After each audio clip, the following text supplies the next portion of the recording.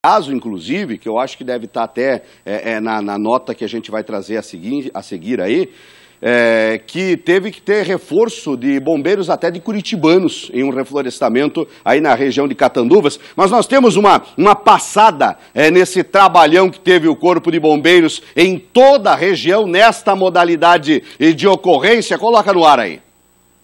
Em Catanduvas, na tarde de ontem, aconteceu um incêndio de reflorestamento. Além da vegetação, as chamas atingiram um depósito de materiais recicláveis, o que tornou a ocorrência ainda maior. Bombeiros de Catanduvas, Joaçaba e curitibanos trabalharam para controlar o fogo. Já em Faxinal dos Guedes, o Corpo de Bombeiros também precisou agir para combater um incêndio em vegetação na comunidade Linha 3 Pinheiros. Foram necessárias 3 horas de trabalho por parte dos socorristas. 90 hectares de uma lavoura foram atingidos pelas chamas. Em Concórdia, os bombeiros voluntários atuaram em pelo menos 8 incêndios nesta quinta-feira. Um dos maiores aconteceu em Santa Cecília, interior de Concórdia, na BR-116. O trânsito precisou ser interditado 2 vezes durante a tarde. Em Água Doce, um incêndio em vegetação tomou grandes proporções ao atingir um reflorestamento. O fogo foi controlado no fim da tarde de ontem. No entanto, retornou com força durante a noite. 15 bombeiros e voluntários da comunidade trabalharam até às 5 horas da madrugada de hoje.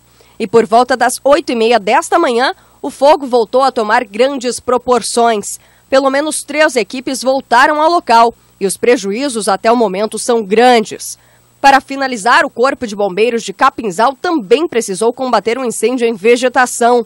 O chamado ocorreu por volta da 1h da tarde de ontem, depois que os moradores ficaram preocupados com o alastramento do fogo, iniciado para fazer a limpeza de uma área aberta.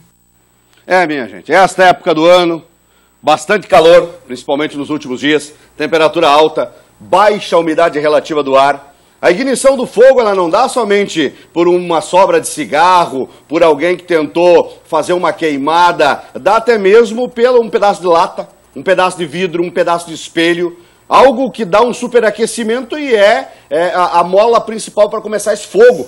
O Luciano, o cabo Luciano da Polícia Ambiental está aqui junto com a gente. Luciano, primeiramente, boa tarde. Obrigado por atender o nosso convite. À disposição. Luciano, é o seguinte, é a principal ocorrência dos últimos dias, né? E, infelizmente, é risco no trânsito, é risco para propriedades vizinhas desse tipo de terreno e também para quem quer colocar fogo. Isso é um crime, né, Luciano? Boa tarde.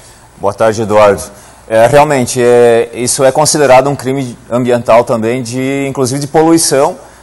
Ele pode ser enquadrado dentro do artigo 54 da Lei de Crimes Ambientais, a 9.605, e prevê multa e tudo mais, né? Então, é passível, sim, de autuação por parte da Polícia Ambiental, coisa que muitas pessoas não acreditam que isso possa acontecer, né?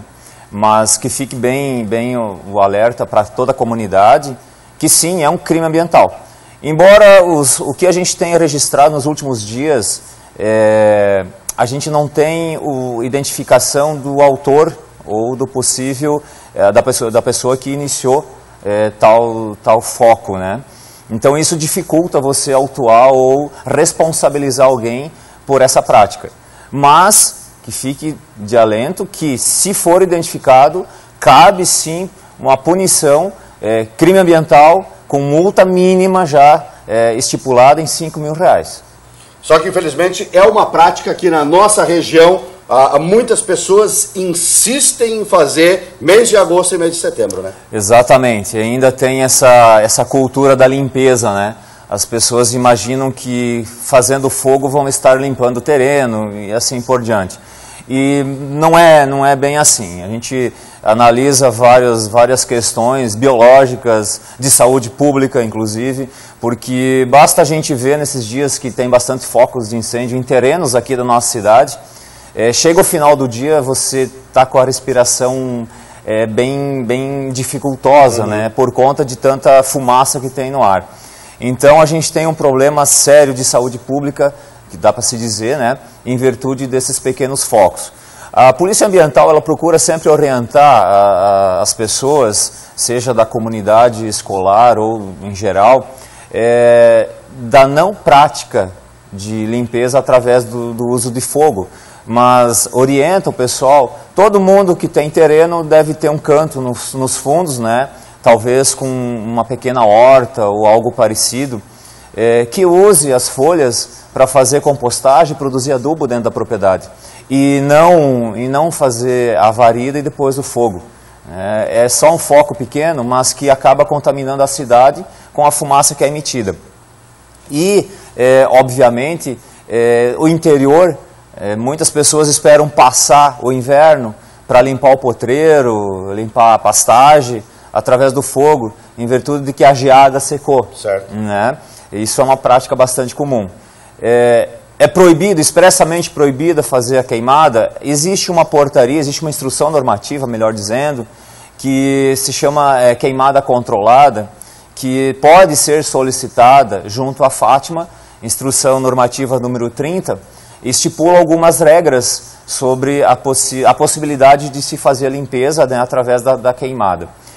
A pessoa deve fazer uma solicitação, um requerimento, passa por análise de técnicos e, havendo então a possibilidade de queimada, é emitida uma autorização para isso. Caso contrário, se for feito de forma sem essa autorização, é crime ambiental. Como é propriedade, existe a identificação do proprietário e ele é responsabilizado por possíveis danos. Beleza. Luciano, obrigado pela tua participação. Leva um abraço aí ao pessoal do Batalhão da Polícia Ambiental. Com certeza, em nome do nosso comandante, Coronel Jorge Luiz Hack, agradecemos imensamente a oportunidade e estamos à disposição sempre. Valeu, Luciano. Fica na tranquilidade lá no nosso sofá aqui do Batalhão.